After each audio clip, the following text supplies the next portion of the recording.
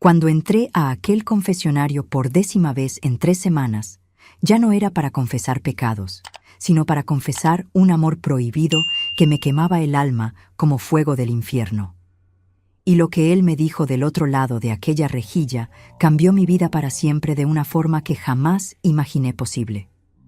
Me llamo Itzel, tengo 59 años hoy, y vine aquí a contarles una historia que guardé encerrada en mi corazón por más de 20 años. Una historia que muchos van a juzgar, que muchos van a condenar, pero que necesita ser contada, porque el amor verdadero no escoge lugar ni hora para suceder.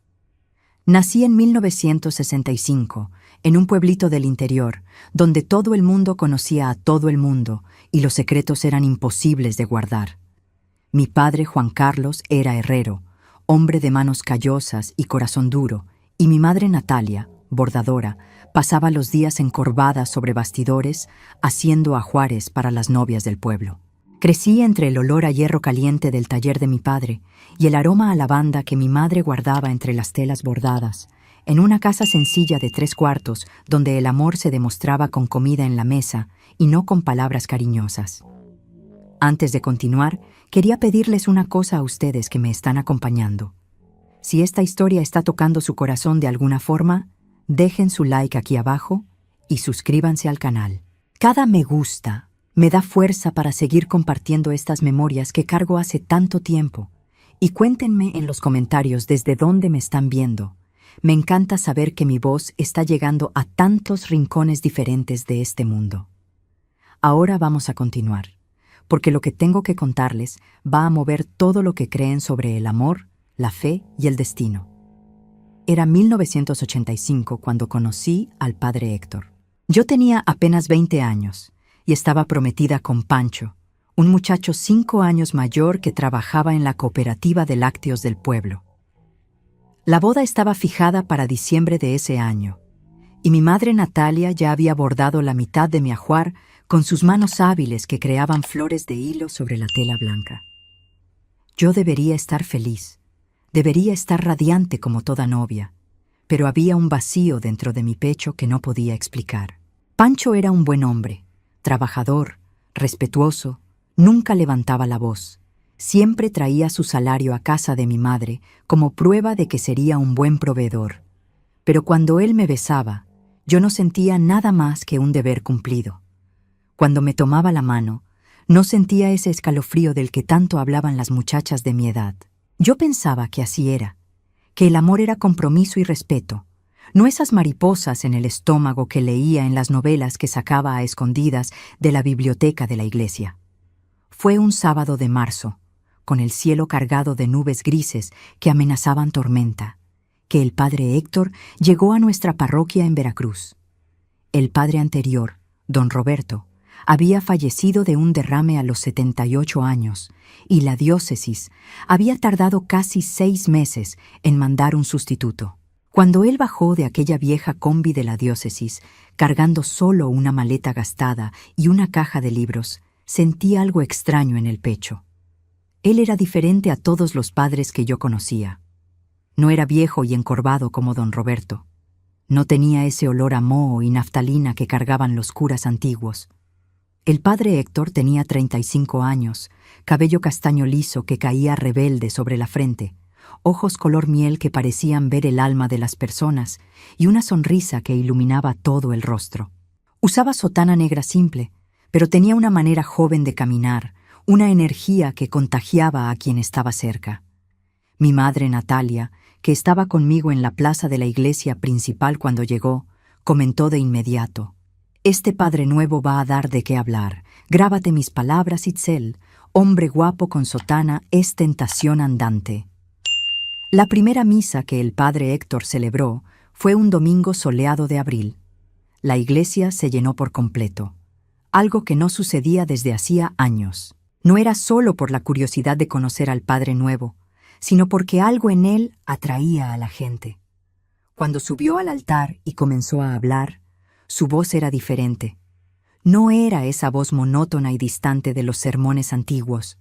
El padre Héctor hablaba de Dios como quien habla de un amigo íntimo, de amor como quien realmente entendía lo que era amar, de perdón como quien ya había necesitado perdonar y ser perdonado. Sus sermones no estaban llenos de amenazas de infierno y condenación, sino de esperanza, de segundas oportunidades, de un Dios que entendía las debilidades humanas porque también se había hecho humano.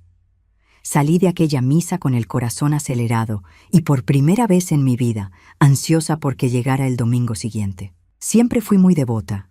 Asistía a la iglesia 3 veces por semana, ayudaba en las fiestas de la parroquia, formaba parte del grupo de jóvenes aun cuando ya tenía fecha de boda.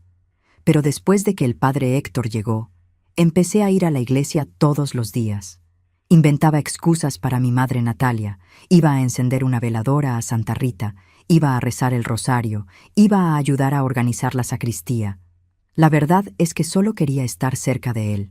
Quería escuchar su voz cuando ensayaba los cantos litúrgicos. Quería verlo caminando por el pasillo de la iglesia con sus libros bajo el brazo.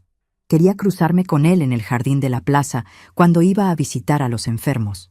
Y cuanto más intentaba convencerme de que aquello era solo admiración espiritual, más me daba cuenta de que me estaba mintiendo a mí misma. Me estaba enamorando del padre Héctor. Y esa verdad me aterrorizaba más que cualquier cosa en el mundo. La primera señal de que este sentimiento era recíproco llegó una tarde de mayo. Yo estaba en la sacristía doblando los manteles del altar cuando él entró cargando el cáliz de la misa. Nuestras miradas se cruzaron por un segundo más de lo que sería normal, y en ese instante vi algo en sus ojos color miel que me hizo temblar. No era solo una mirada de sacerdote a feligrés, era una mirada de hombre a mujer. Él desvió la mirada rápido, puso el cáliz en el armario con las manos ligeramente temblorosas y salió de la sacristía sin decir palabra. Pero esa mirada se quedó grabada en mi retina como una marca de hierro caliente. Esa noche no pude dormir. Me la pasaba dando vueltas en la cama, pidiéndole a Dios que me quitara ese sentimiento del corazón, pero cuanto más rezaba, más pensaba en él. Me sentía la peor persona del mundo. Estaba prometida con un buen hombre, Pancho. Me estaba enamorando de un sacerdote, Héctor. Estaba cometiendo el mayor de los pecados sin siquiera haber hecho nada concreto. Fue entonces cuando empecé a ir al confesionario todas las semanas. Necesitaba confesar ese amor imposible. Necesitaba escuchar de un sacerdote que estaba equivocada, que debía alejarme, que debía concentrarme en mi compromiso. Pero aquí viene el detalle más cruel del destino. El único sacerdote disponible para la confesión era justamente el padre Héctor. Yo me quedaba detrás de aquella cortina oscura, con el corazón latiendo tan fuerte que estaba segura de que él podía oírlo, y siempre empezaba de la misma forma. Perdóneme, padre, porque he pecado. Y entonces confesaba pequeños pecados tontos, mentirillas sin importancia, porque no tenía el valor de decir la verdad. Él me escuchaba con paciencia, me daba penitencias leves, rezos sencillos, y me absolvía con esa voz suave que solo hacía que me gustara más. Hasta que un viernes de junio, 3 meses después de que él llegara a la ciudad, reuní todo el valor que tenía en el pecho y decidí confesar la verdad. Mis queridos que me han acompañado hasta aquí, ¿pueden imaginarse lo que es amar a alguien a quien no se puede amar?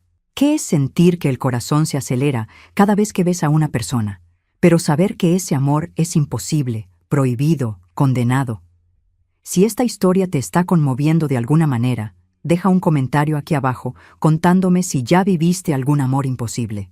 Y no olvides suscribirte al canal y activar la campanita para no perderte las próximas historias.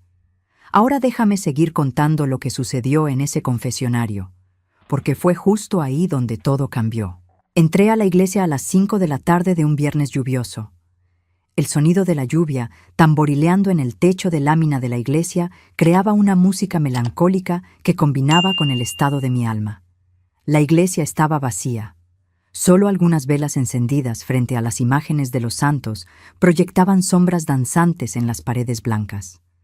Me arrodillé ante el altar, hice la señal de la cruz y caminé hacia el confesionario con las piernas temblorosas. Entré en aquella cabina estrecha que olía a madera antigua e incienso, Me arrodillé en el banco duro y esperé. Escuché al padre Héctor entrar del otro lado. Oí el crujido de la madera cuando se sentó. Vi a través de la rejilla el contorno de su rostro en la penumbra. Me persigné y comencé. Perdóneme, padre, porque he pecado. Y esta vez, por primera vez, iba a decir toda la verdad. Padre, necesito confesar algo que está matando mi alma poco a poco. Comencé con la voz temblándole. Estoy prometida con un buen hombre, un hombre que me respeta, que me va a dar una vida digna. Mi boda está marcada para diciembre. Mi madre Natalia ya bordó la mitad de mi ajuar. Mi padre Juan Carlos ya pagó la fiesta. Todo el mundo en la ciudad está feliz con esta unión. Pero yo, padre, yo no puedo sentir amor por ese hombre. Hice una pausa tratando de controlar las lágrimas que comenzaban a caer. Y peor que eso, padre, me enamoré de alguien a quien nunca podré tener. Me enamoré de alguien que hizo votos sagrados a Dios. Me enamoré de alguien que está del otro lado de esta rejilla en este exacto momento. El silencio que siguió pareció durar una eternidad. Escuché su respiración volverse más pesada. Vi a través de la rejilla que él se había llevado la mano al rostro. Esperé la condena, las palabras duras, la penitencia severa que merecía. Pero lo que vino fue un susurro tan bajo que apenas lo escuché. Itzel, yo también. Aquellas dos simples palabras destruyeron y reconstruyeron mi mundo al mismo tiempo. El padre Héctor acababa de confesar que él también sentía lo mismo. El sacerdote que debía guiarme de vuelta al camino correcto estaba confesando que él también se había perdido. Mi corazón se disparó de tal forma que pensé que me daría un infarto justo ahí. Mis manos temblaban tanto que tuve que sujetarlas una contra la otra para detenerlas. ¿Pero qué hacemos ahora, padre?, logré preguntar entre sollozos. Él respiró hondo antes de responder. Necesitamos hablar, pero no aquí, no ahora. Mañana por la noche, después de la misa de 7, encuéntrame en el jardín detrás de la iglesia. Necesitamos resolver esto antes de que lastime a más gente. Salí de aquel confesionario completamente trastornada. Había ido allí buscando paz y encontré más tormenta. Pero por primera vez en meses ya no me sentía sola en ese sentimiento imposible. Al día siguiente, el sábado pasó arrastrándose como si cada hora durara 3. Ayudé a mi madre, Natalia, a lavar la ropa, a hacer la comida, a regar las plantas. Pero mi cabeza estaba lejos, perdida en los pensamientos sobre lo que el padre Héctor tenía que decirme. Pancho apareció al final de la tarde trayendo 1 kilo de queso fresco de la cooperativa. Se quedó conversando con mi padre, Juan Carlos, sobre fútbol mientras yo fingía prestar atención bordando una funda de almohada que ya había bordado 3 veces porque fallaba en todas las puntadas. Cuando se fue y me dio un beso de despedida en la mejilla, sentí una culpa enorme oprimirme el pecho. Pancho no merecía aquello. Él era un buen hombre, trabajador, que me trataba con respeto, que soñaba con construir una familia conmigo. Y yo estaba allí planeando encontrarme con un sacerdote, correspondiendo a un amor prohibido, traicionando no solo a mi prometido, sino a la propia fe que siempre me había guiado. La misa de las 7 de esa noche fue la más larga de mi vida. Me senté en la banca de siempre, tercera fila del lado izquierdo, pero no pude prestar atención a nada de lo que dijo el padre Héctor. Me quedaba mirándolo en el altar, observando cada movimiento, cada gesto, cada palabra, tratando de entender cómo habíamos llegado a ese punto. Él también parecía diferente, más tenso, se equivocó en algunas partes de la liturgia que siempre hacía perfectamente. Su voz falló en algunos momentos. Cuando la misa terminó y los fieles empezaron a salir, me quedé atrás fingiendo rezar. Esperé a que la iglesia se vaciara por completo. Esperé a que terminara de guardar los ornamentos sagrados. Esperé a que apagara las velas del altar. Cuando solo quedábamos nosotros dos en esa iglesia iluminada apenas por la luz tenue de los vitrales que filtraban el claro de luna, él hizo una señal discreta con la cabeza, indicando la puerta lateral que llevaba al jardín trasero. El jardín detrás de la iglesia era un lugar escondido, rodeado por un muro alto de piedra cubierto de hiedra, con algunas bancas de madera debajo de un gran árbol de mango centenario. La luna llena iluminaba todo con una luz plateada que hacía la escena casi irreal. El padre Héctor ya estaba allí, sentado en una de las bancas, con la sotana negra confundiéndose con las sombras de la noche. Me senté a su lado manteniendo una distancia respetuosa, pero sintiendo que mi corazón latía tan fuerte que parecía que iba a saltar por la boca. Durante largos minutos permanecimos en silencio, solo escuchando el canto de los grillos y el viento susurrar en las hojas del mango, hasta que él comenzó a hablar y lo que me contó cambiaría completamente el rumbo de esta historia que ustedes están escuchando. Itzel, necesito que entiendas algo muy importante, comenzó él con la voz cargada de emoción. Cuando yo tenía 15 años, perdí a mi madre Jimena en un accidente automovilístico. Ella lo era todo para mí. Mi padre Ricardo era un hombre duro, bebía demasiado, nos pegaba cuando llegaba borracho. Mi madre era quien me protegía, quien me defendía, quien me hacía creer que el mundo no era solo sufrimiento. Cuando ella murió, mi mundo se vino abajo. Empecé a meterme en problemas, a andar con la gente equivocada, a beber, a pelear.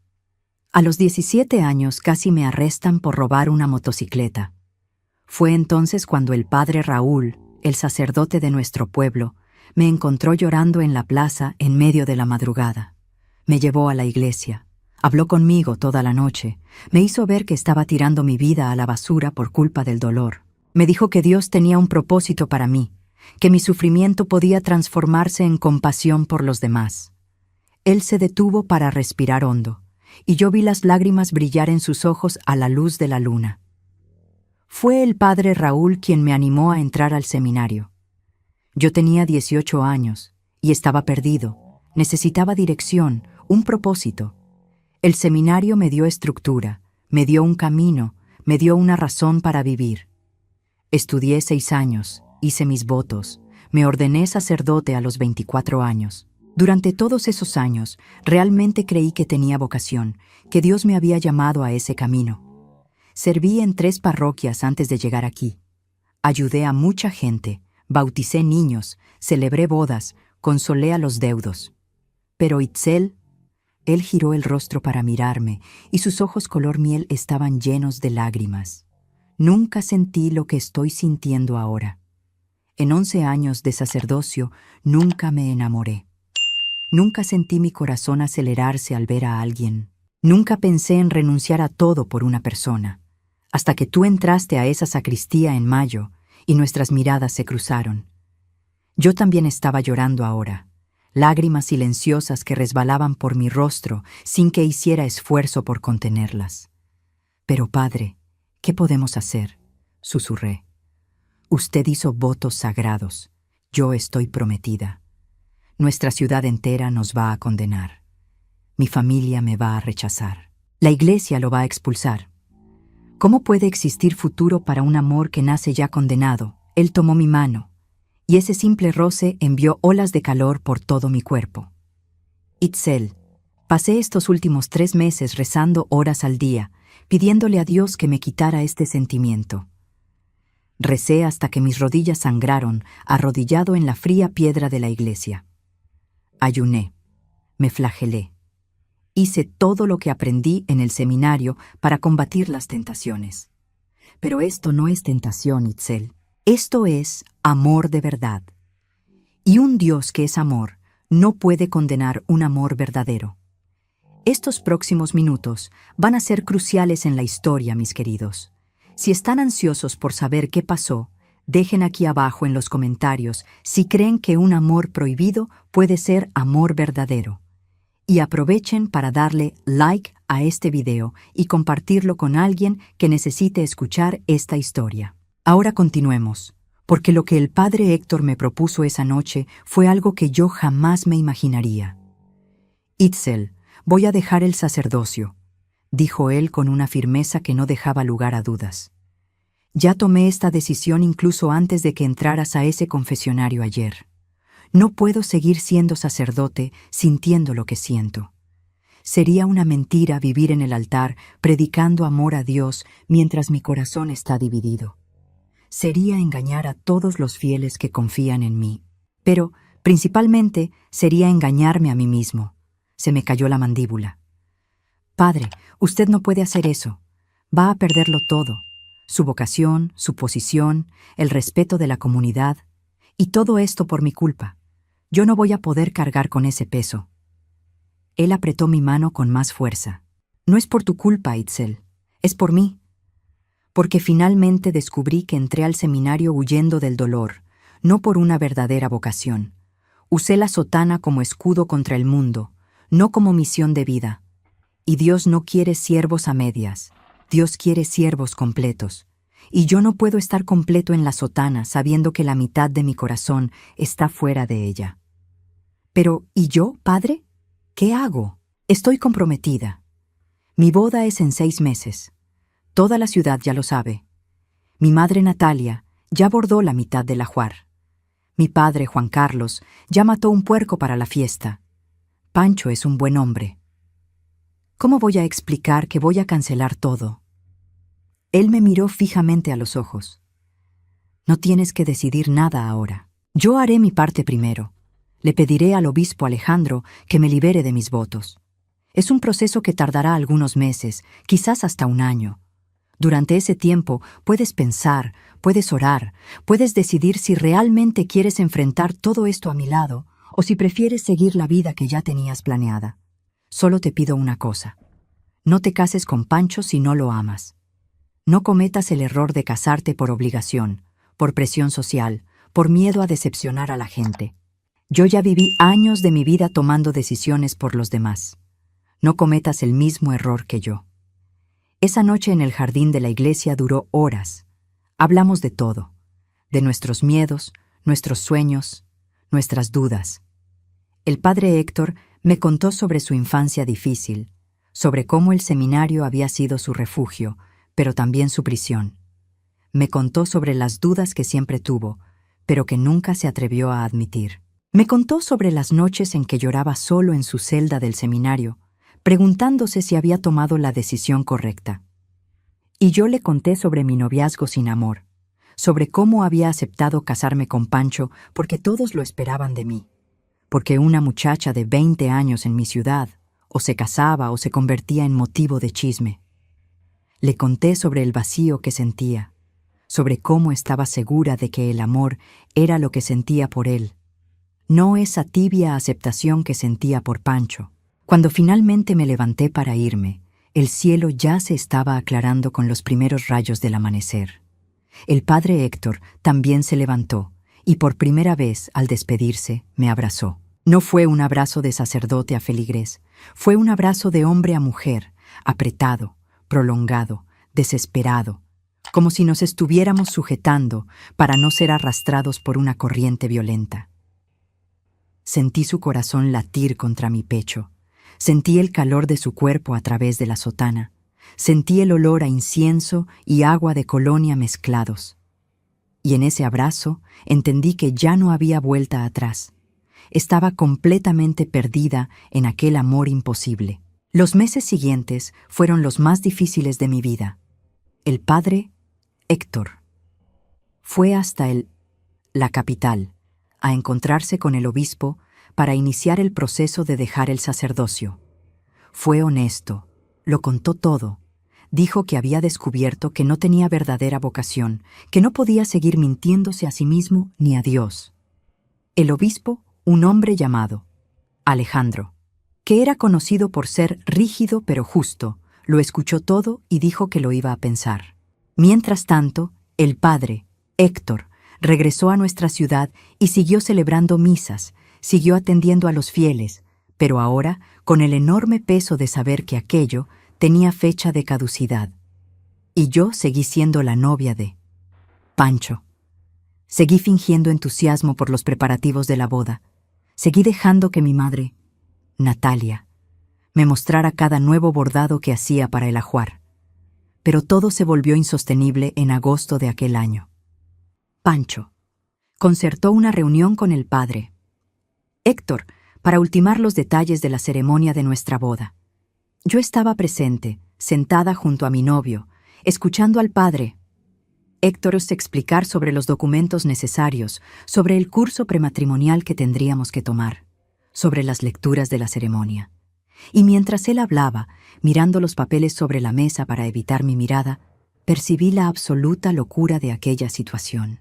El hombre que amaba estaba organizando mi boda con otro hombre.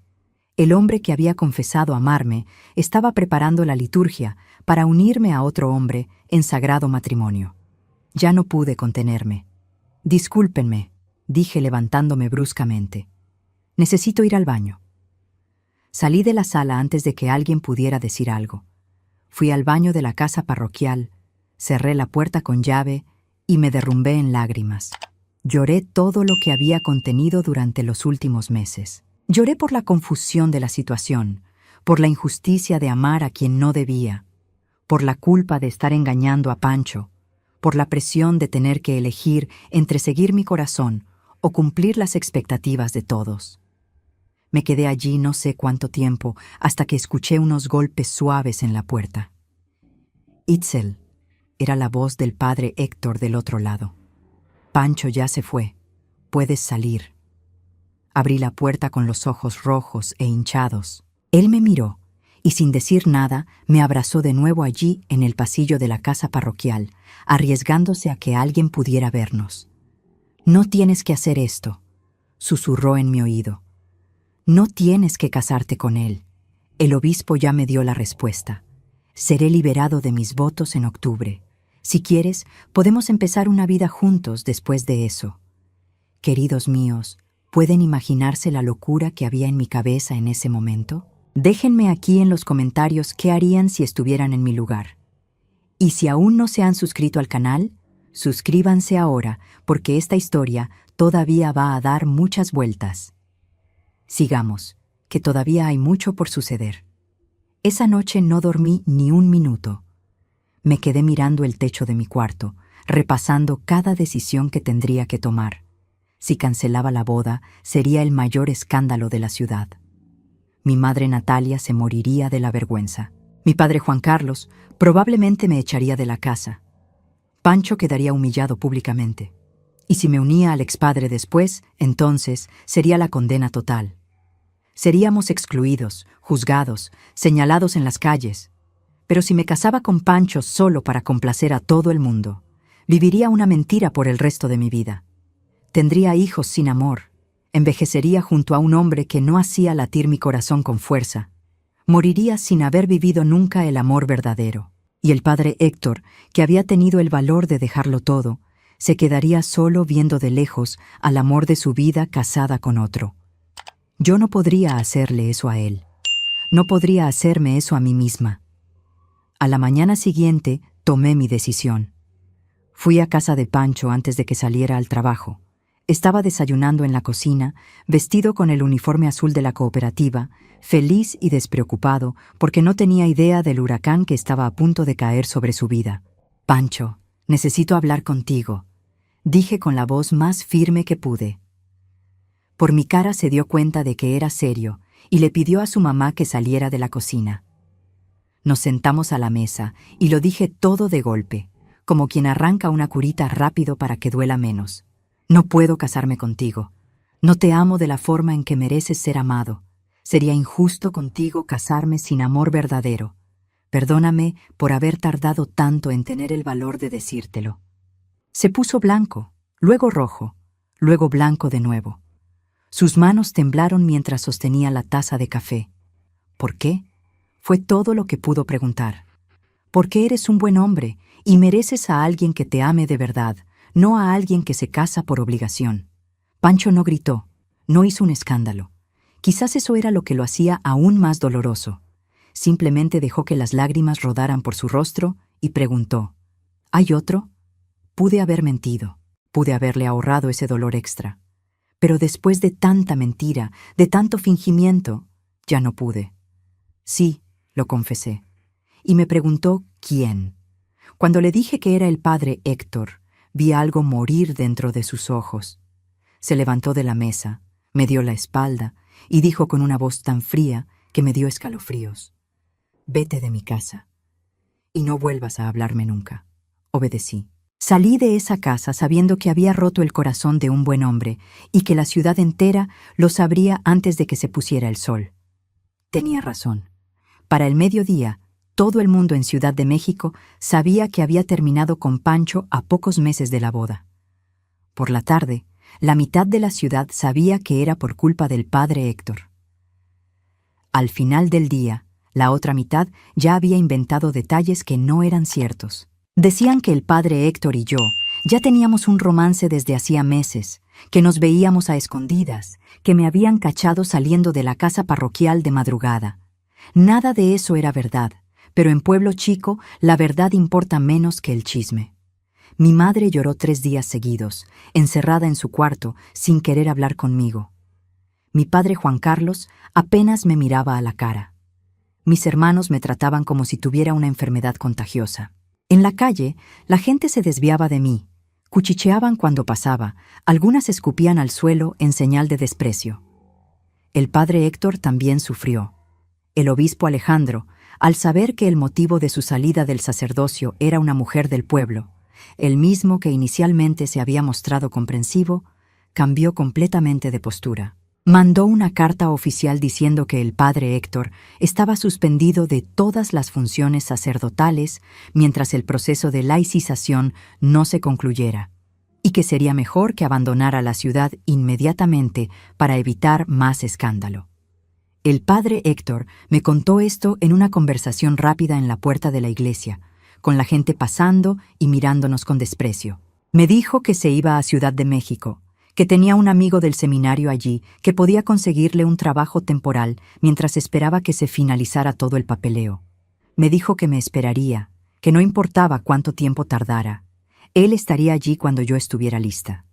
Y entonces él partió una mañana de septiembre, llevando solo su maleta gastada y sus libros, dejando atrás 11 años de sacerdocio y una ciudad entera escandalizadísima. Yo me quedé. No tenía a dónde ir. No tenía dinero propio, no tenía formación profesional, no tenía familia que me apoyara. Mi madre Natalia me trataba como si yo fuera un fantasma en la casa. Preparaba comida, pero no comía en la misma mesa que yo. Lavaba mi ropa, pero no me hablaba. Mi padre Juan Carlos simplemente fingía que yo no existía.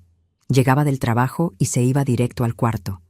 No me dirigía la palabra desde hacía semanas. Mis 3 hermanos menores, que siempre habían sido cercanos a mí, ahora me evitaban como si tuviera lepra. En la ciudad, mis antiguas amigas me hacían el feo cuando me veían. Las señoras de la iglesia que antes me trataban con cariño, ahora murmuraban rezos de protección cuando yo pasaba, como si fuera alguna entidad maligna que pudiera contaminar a otras muchachas. El nuevo cura que vino a sustituir al padre Héctor, un hombre viejo y amargo llamado Luis, dio un sermón el primer domingo hablando sobre la tentación, sobre las mujeres que destruyen la vocación de los hombres de Dios, sobre el pecado disfrazado de amor. Él no dijo mi nombre, no hacía falta.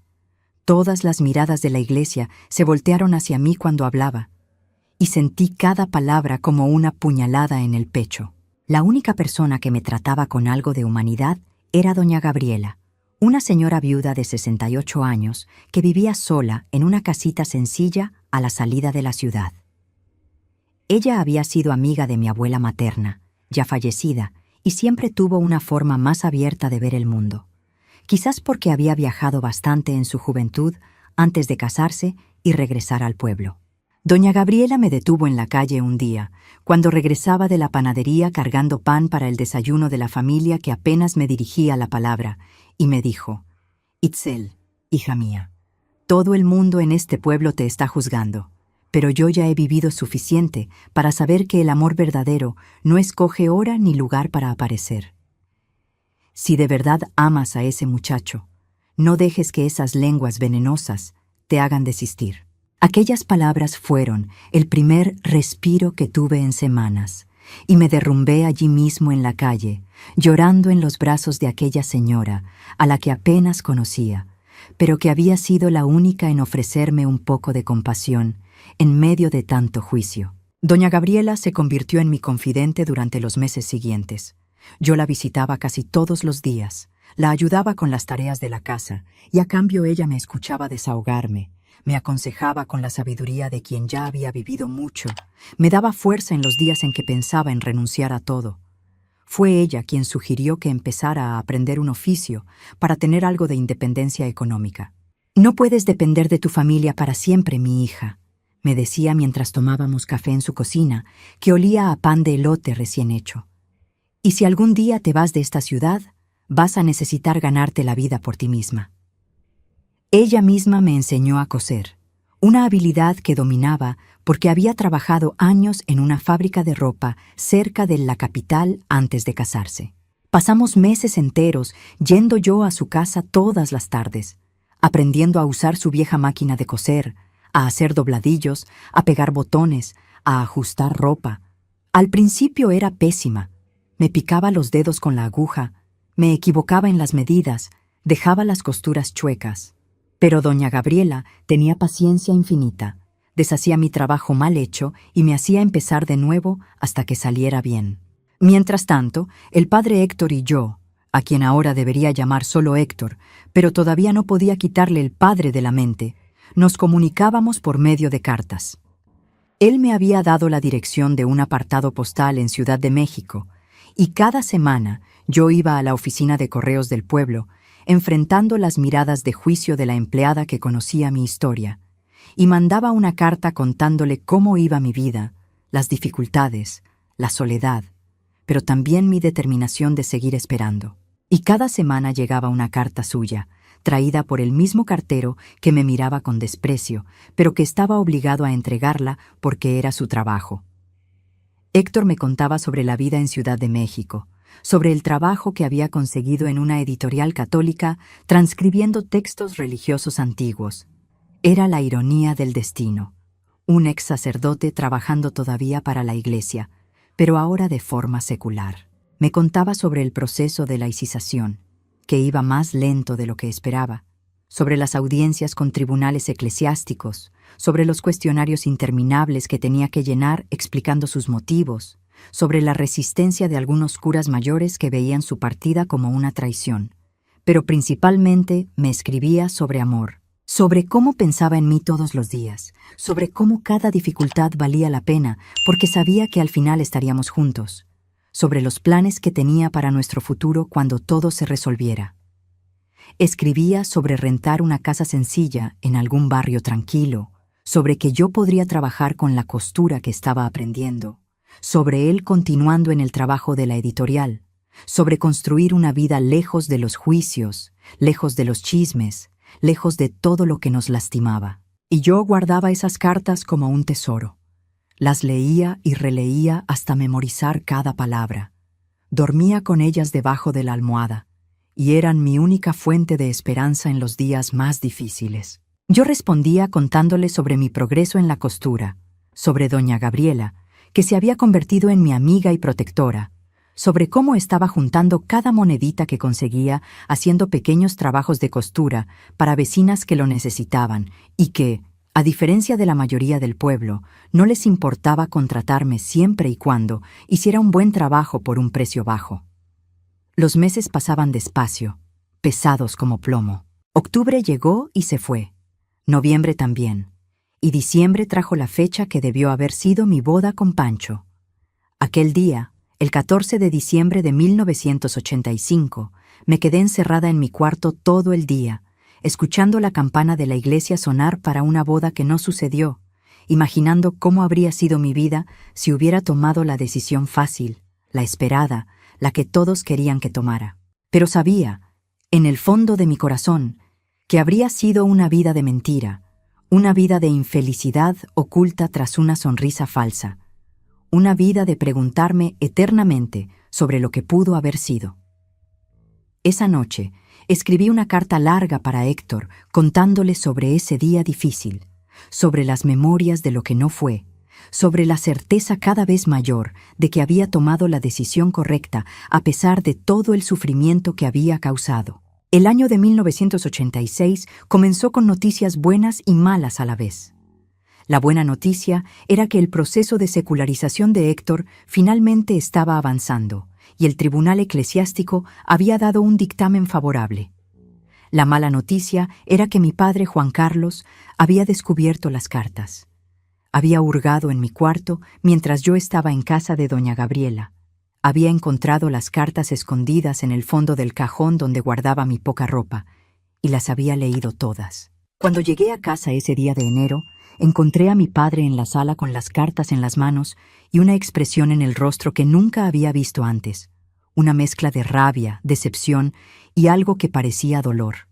No gritó, no levantó la mano, pero lo que dijo fue peor que cualquier violencia física.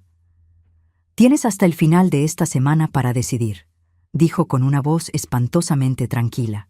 «O te olvidas de ese hombre y vuelves a ser una hija decente de esta familia, o te vas de esta casa y no regresas jamás. No voy a tener una hija que vive escribiendo cartas de amor a un cura, avergonzando el nombre de nuestra familia, haciendo que todo el mundo en el pueblo hable mal de nosotros». Esa fue la semana más angustiante de mi vida hasta ese momento. Yo tenía 20 años, casi 21, no tenía dinero suficiente para alquilar ni un cuartito. Lo poco que había juntado con mis costuras apenas me alcanzaba para comer un mes. Y Héctor todavía estaba en Ciudad de México, esperando que se finalizara todo el papeleo para poder realmente empezar una vida nueva. Podía ceder, podía quemar las cartas, podía fingir que lo había olvidado, podía volver a ser la hija obediente, podía incluso intentar volver con Pancho si él me aceptaba de regreso. Podía retomar el camino que todos esperaban de mí. Pero sabía que si hacía eso, estaría matando algo esencial dentro de mí, estaría renunciando a la única oportunidad de vivir un amor verdadero. Pasaría el resto de mi vida arrepintiéndome y preguntándome qué pudo haber sido. Así que, el jueves de aquella semana fatídica, fui a la casa de doña Gabriela en Ciudad de México y le conté todo. Ella me escuchó en silencio, preparó un té de toronjil que decía que calmaba los nervios, y luego me hizo una propuesta que lo cambió todo. «Itzel, puedes quedarte aquí conmigo», dijo sosteniendo mis manos con las suyas, arrugadas pero firmes. «Esta casa es demasiado grande para una anciana sola, y me encantaría tener compañía. Puedes quedarte en el cuarto del fondo que era de mi hijo Venancio antes de que se mudara al desierto de Sonora. No tengo mucho que ofrecer, pero tendrás un techo, comida en la mesa y alguien que no te va a juzgar.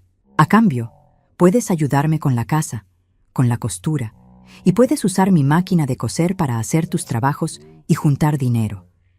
Quédate aquí hasta que la situación de tu muchacho se resuelva, hasta que tengas la posibilidad de ir a Ciudad de México, si eso es lo que quieres». En ese momento, entendí lo que significaba la misericordia, lo que significaba la verdadera bondad, lo que significaba el amor al prójimo que la Iglesia tanto predicaba, pero que tan pocos realmente practicaban. Doña Gabriela me estaba ofreciendo no solo un techo, sino dignidad, libertad, la posibilidad de elegir mi propio camino. El sábado, el último día del plazo dado por mi padre. Juan Carlos. Empaqué mis pocas pertenencias en una maleta de cartón.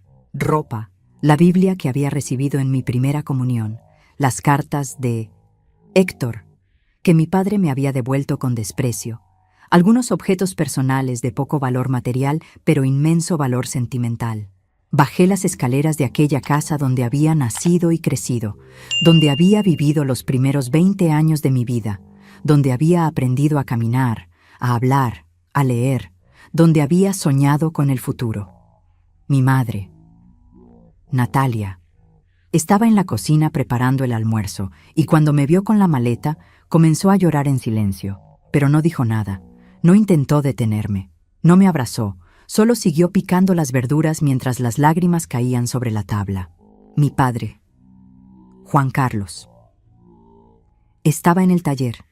Escuché el sonido del martillo golpeando el hierro, y no fui a despedirme de él porque sabía que no tendría fuerzas para soportar su mirada de decepción una vez más. Mis hermanos ni siquiera estaban en casa. Salí por la puerta principal de la casa de mis padres, y supe que tal vez nunca más volvería a entrar allí. La vida en casa de doña Paz, Gabriela, era completamente diferente. Me trataba con respeto, me escuchaba sin juzgar, me aconsejaba cuando se lo pedía, pero no imponía opiniones cuando no lo hacía. Nos levantábamos temprano, desayunábamos juntas en la cocina pequeña pero acogedora, y luego cada una se iba a sus tareas. Ella cuidaba la huerta en el patio trasero, regaba las plantas, alimentaba a las gallinas que criaba al fondo del terreno. Yo limpiaba la casa, preparaba la comida y pasaba las tardes en la máquina de coser haciendo trabajos por encargo. Poco a poco me fui dando a conocer como costurera, y personas de barrios más alejados que no sabían de mi historia o que sí sabían pero no les importaba, comenzaron a buscarme para hacer ropa, ajustar vestidos o arreglar desgarros. Yo cobraba barato porque necesitaba formar clientela y hacía un trabajo muy esmerado porque doña Gabriela me había enseñado que la reputación de una costurera se construye por la calidad del trabajo, no por la cantidad.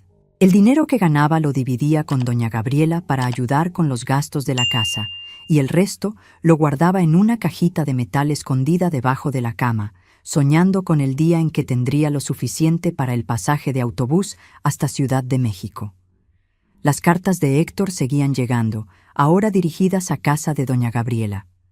En marzo de 1986 me escribió diciéndome que la laicización había sido finalmente aprobada por el Vaticano.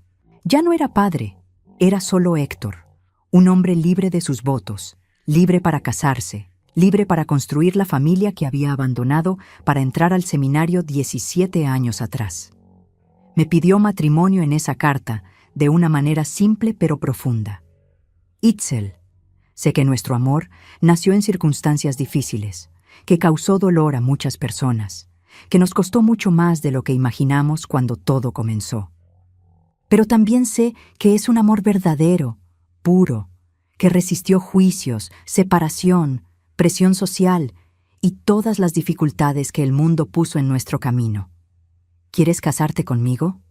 No en una iglesia, porque ninguna iglesia nos aceptaría ahora. No con una gran fiesta, porque no tenemos familia a la que invitar, sino en un registro civil sencillo, con algunos testigos, sellando nuestro compromiso ante la ley, sino ante la iglesia. ¿Aceptas construir una vida a mi lado, aún sabiendo de todas las dificultades que todavía vendrán? Yo respondí que sí. Escribí una carta de 3 páginas diciendo que sí de todas las formas posibles, contando los planes que tenía para juntar dinero para el pasaje, sobre cómo estaba mejorando en la costura y pronto podría ayudar con los gastos cuando llegara a Ciudad de México, sobre el miedo que sentía, pero también sobre la certeza cada vez mayor de que estábamos haciendo lo correcto. Pero yo sabía que aún necesitaba tiempo. Tiempo para juntar más dinero. Tiempo para fortalecerme emocionalmente. Tiempo para tener la certeza absoluta de que estaba lista para dejarlo todo atrás. Héctor. Respondió diciendo que esperaría el tiempo que fuera necesario, que no tenía prisa, que prefería que yo llegara a él con seguridad y preparación, antes que corriendo e insegura. Los meses siguientes de 1986 fueron de trabajo intenso y crecimiento personal. Doña Gabriela me enseñó no solo a coser, sino a tener confianza en mí misma, a valorar mi trabajo, a no aceptar faltas de respeto de los clientes, a cobrar el precio justo por mis habilidades. Me contó sobre su propia vida, sobre cómo había enfrentado dificultades cuando su marido murió y se quedó sola, sobre cómo había aprendido a ser fuerte, a no depender de nadie, a construir su propia vida con sus propias manos. Se convirtió en más que una amiga. Se convirtió en la madre que mi propia madre ya no podía ser para mí. Y yo florecí en aquella casa. Gané peso porque volví a comer bien. Volví a sonreír porque tenía a alguien con quien conversar sin miedo a ser juzgada. Volví a soñar porque tenía un futuro posible por delante. En junio de 1986, casi un año después de haber terminado con Pancho, yo estaba en el mercado comprando verduras cuando me topé con él. Fue la primera vez que nos veíamos desde aquella mañana terrible en su cocina, cuando rompí nuestro compromiso. Él estaba con una muchacha a su lado, una tal Ciudad de México que yo conocía de vista, hija del dueño de la panadería, unos 3 años más joven que yo. Estaban tomados de la mano y por la forma en que él la miraba, me di cuenta de que había seguido adelante, que había encontrado a alguien que lo amaba de verdad. Sentí un nudo en el pecho, no de arrepentimiento, sino de alivio mezclado con culpa. Nuestros ojos se cruzaron por un segundo, y en ese segundo entero pasó todo entre nosotros. El dolor que yo había causado, el perdón que yo necesitaba, el entendimiento de que cada uno había seguido su camino. Él asintió con la cabeza en un saludo breve, yo le correspondí, y cada uno siguió su rumbo en la feria. Aquel encuentro me dio una paz extraña. Pancho. Estaba bien, estaba feliz, había encontrado su camino.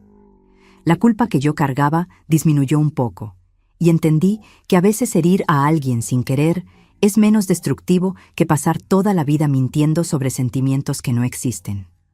Fue en septiembre de ese mismo año, un año exacto desde que Héctor Conti se había ido de la ciudad, que finalmente junté el dinero suficiente para el pasaje de autobús y para mantenerme los primeros meses en Coahuila, Ciudad de México. Había ahorrado cada centavo, había trabajado noches enteras terminando encargos, había guardado todo en la cajita de metal que ahora estaba pesada de monedas y billetes arrugados. Cuando le conté a doña Gabriela que estaba lista para irme, vi las lágrimas llenar sus ojos.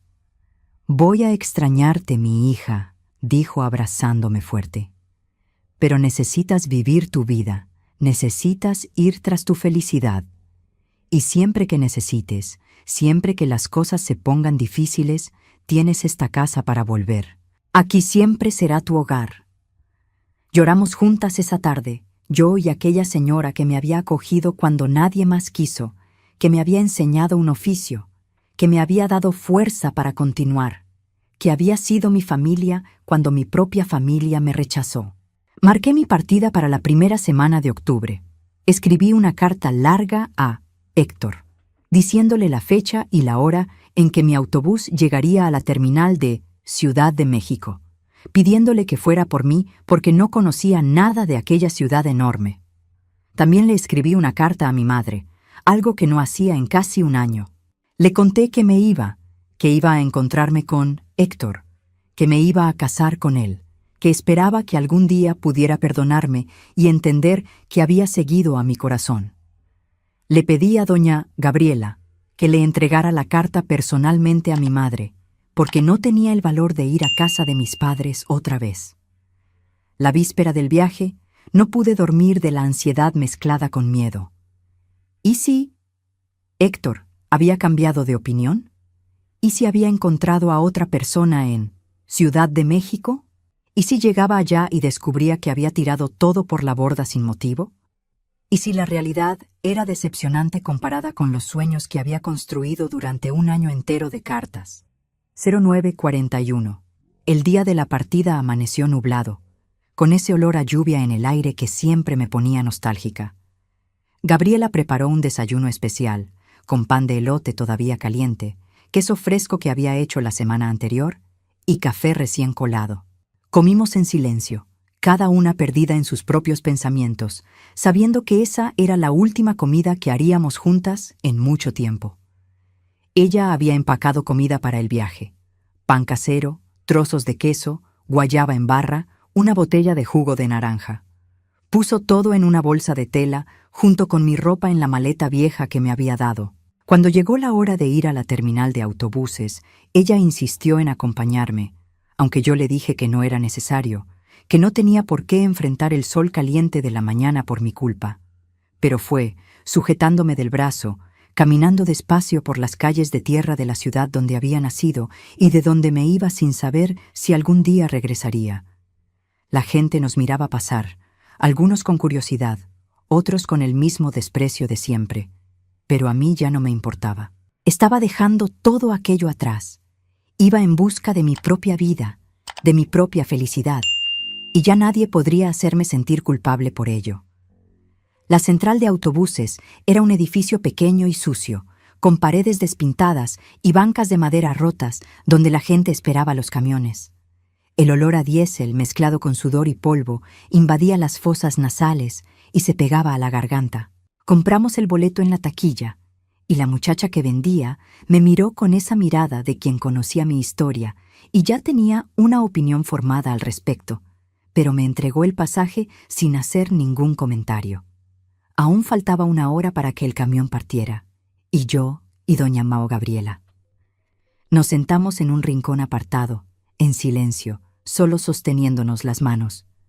De repente, ella apretó mi mano con más fuerza y dijo: «Mira allí».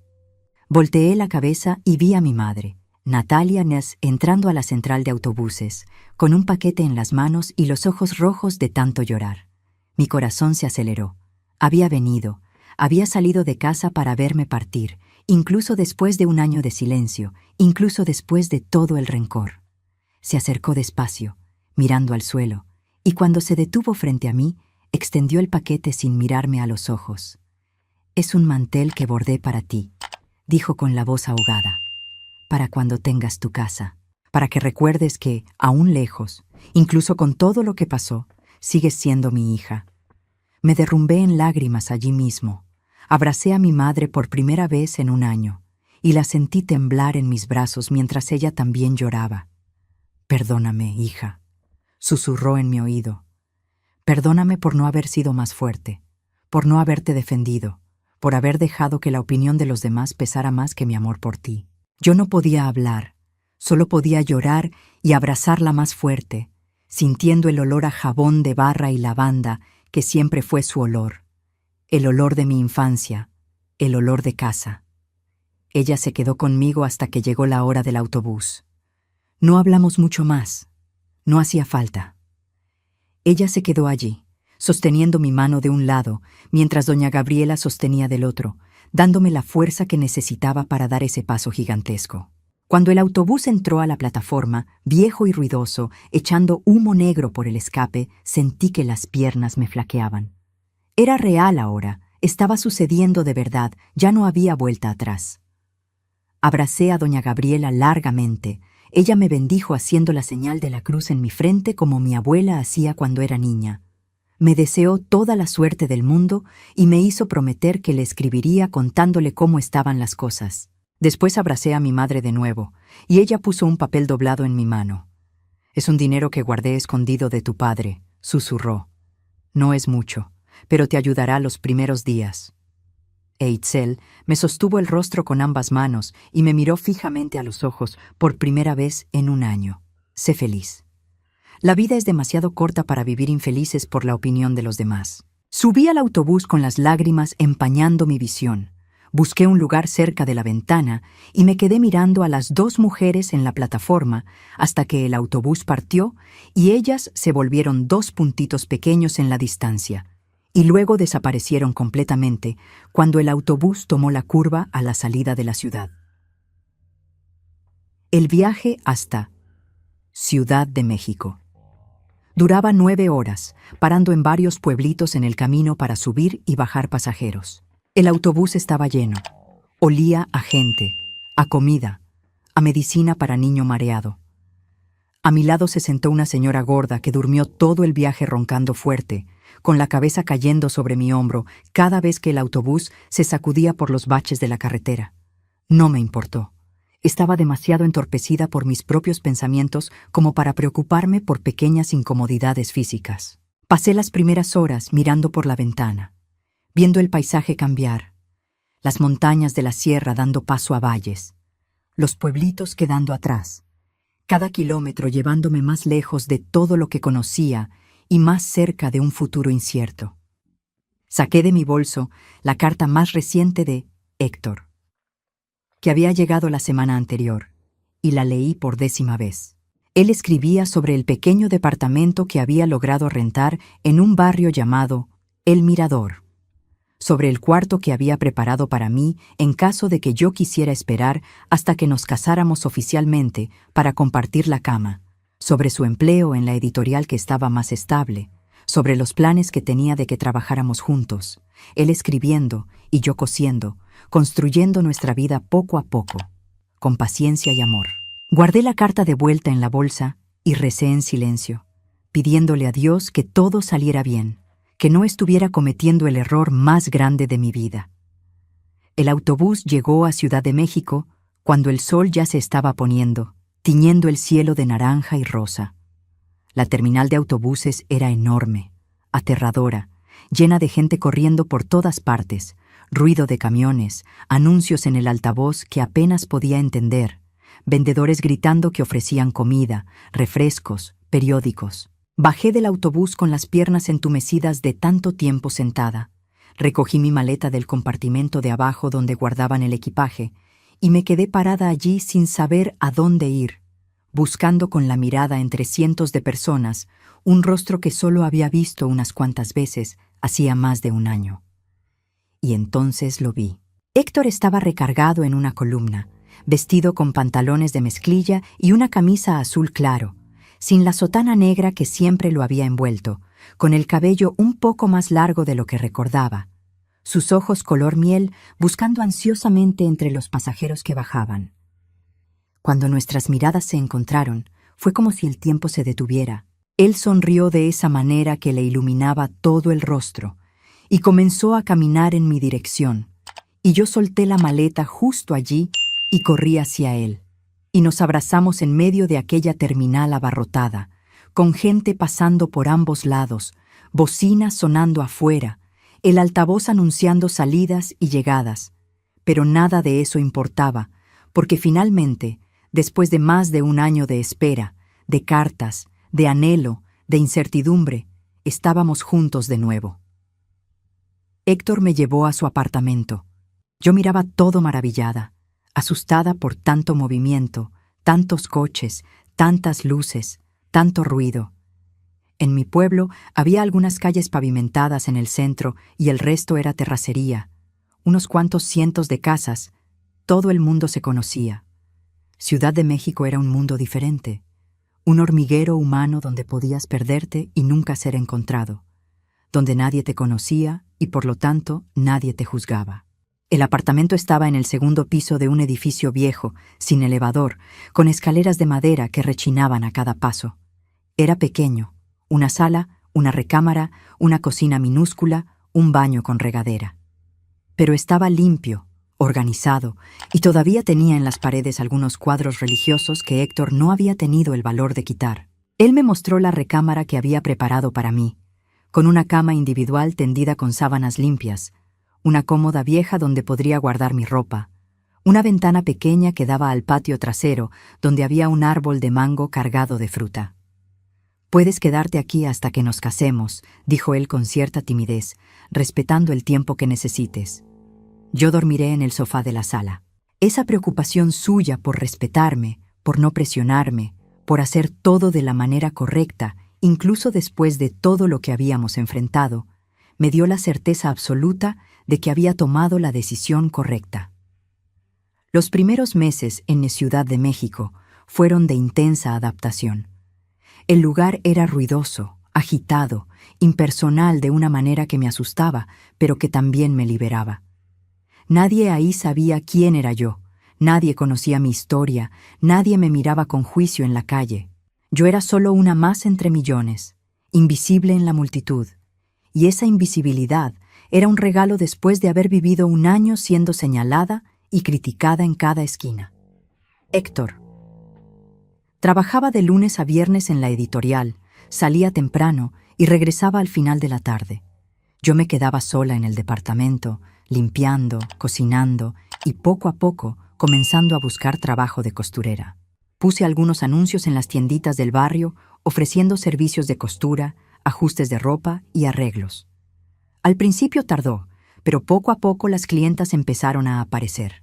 Una señora que necesitaba ajustar vestidos porque había adelgazado, una muchacha que quería hacer cortinas nuevas para la casa, una mamá que necesitaba remendar los uniformes escolares de sus hijos. Yo cobraba barato, hacía un trabajo con mucho esmero, y el boca a boca empezó a funcionar. Héctor. Me había comprado una máquina de coser usada, y yo pasaba los días enteros inclinada sobre ella, feliz de tener un oficio, feliz de poder contribuir económicamente, feliz de estar construyendo algo con mis propias manos. Por las noches, después de cenar, nos sentábamos en el sillón viejo de la sala y platicábamos por horas. Héctor. Me contaba sobre su trabajo en la editorial, sobre los textos antiguos que transcribía, sobre sus colegas, sobre la ciudad. Yo le contaba sobre las clientas que había atendido, sobre las dificultades de vivir en una ciudad grande, sobre cómo me estaba adaptando. Pero principalmente, platicábamos sobre el futuro, sobre nuestros planes, sobre la boda que queríamos hacer tan pronto como yo estuviera más adaptada. Hablábamos de tener hijos algún día, de cómo íbamos a criarlos lejos de los juicios que habíamos sufrido, de enseñarles que el amor verdadero vale cualquier sacrificio. En esos momentos yo miraba a aquel hombre que había abdicado de 11 años de sacerdocio por amor a mí, y me sentía al mismo tiempo indigna de tanto amor e inmensamente agradecida de que él existiera. Él a veces tomaba mi mano, entrelazaba sus dedos con los míos, y nos quedábamos así, en silencio, solo sintiendo la presencia del otro, sin prisa, sin ansiedad, solo disfrutando la paz de finalmente estar juntos después de tanto tiempo separados y sufriendo. Queridos míos, ustedes que me están acompañando hasta aquí, déjenme preguntarles algo. ¿Creen que vale la pena enfrentar al mundo entero por amor? Cuéntenme ahí abajo en los comentarios, quiero saber su opinión. Y si les está gustando esta historia, no olviden darle like y suscribirse al canal. Ahora déjenme seguir contando, porque todavía hay muchas cosas importantes que sucedieron. Héctor y yo nos casamos en febrero de 1987, en una ceremonia sencilla en el registro civil. No hubo iglesia, no hubo cura, no hubo fiesta, no hubo familia. Nuestros testigos fueron Plinio, un compañero de trabajo de la editorial que se había vuelto nuestro amigo, y doña Odette, una señora del edificio que me había tomado cariño. Yo usé un vestido blanco sencillo que yo misma había cosido, y Héctor usó el mismo traje que utilizaba para ir a trabajar.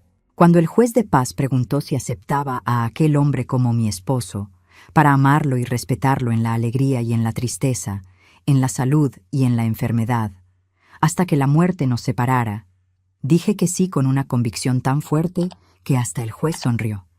Y cuando Héctor dijo que sí a las mismas preguntas, vi las lágrimas rodar por su rostro, lágrimas de felicidad, de alivio, de gratitud por finalmente poder estar juntos oficial y legalmente, sin culpa, sin miedo. Salimos de aquel registro civil como marido y mujer, y fuimos a celebrar a un restaurante sencillo del barrio, solo nosotros 4, comiendo milanesa con papas y bebiendo refresco, riendo y conversando, celebrando no solo nuestro matrimonio, sino el fin de una larga jornada de sufrimiento y el comienzo de una vida nueva.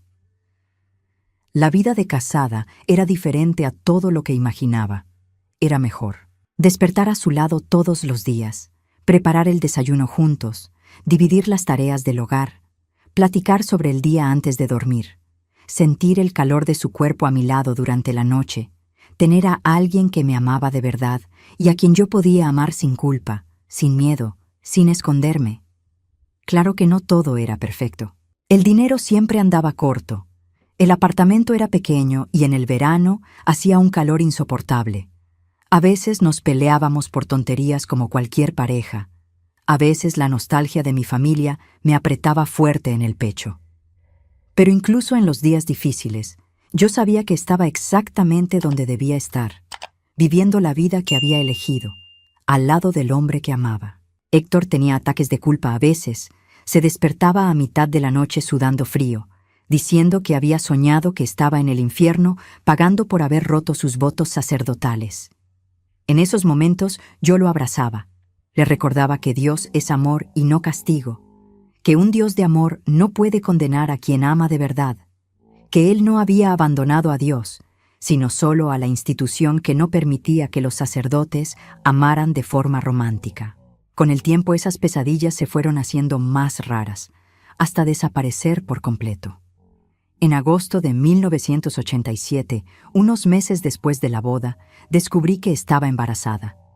La noticia llegó un día caluroso de finales de invierno, cuando fui al centro de salud porque sentía náuseas constantes y pensé que había comido algo en mal estado. La doctora, una muchacha joven recién graduada, me hizo el examen y me dio la noticia con una sonrisa. «Felicidades, señora, va a ser madre». Salí de ese lugar aturdida. con el papel del examen temblándome en la mano, sin poder creer que había una vida creciendo dentro de mí. Cuando se lo conté a Héctor esa noche, vi un brillo en sus ojos que nunca había visto antes. Me abrazó con tanto cuidado como si fuera a romperme, puso la mano en mi barriga aún plana y lloró lágrimas de pura alegría. «Vamos a ser padres, Itzel», repetía sin parar. «Vamos a tener un hijo, una familia, algo que nunca pensé que tendría cuando entré a aquel seminario a los 18 años. El embarazo fue difícil, tenía muchas náuseas, me dolía la espalda, no podía trabajar tanto como antes en la costura. Pero Héctor fue increíblemente atento, me preparaba comida cuando yo no soportaba ni el olor, me masajeaba la espalda hinchada, me leía por las noches cuando no podía dormir a causa de la pesada barriga. Esos 9 meses me mostraron un lado de él que yo aún no conocía, un lado maternal, cuidadoso, totalmente dedicado a hacer mi embarazo lo más cómodo posible. Nuestra hija nació en abril de 1988, en una clínica pública de Chiapas, después de 16 horas de trabajo de parto que me hicieron cuestionar todas las decisiones que había tomado en la vida.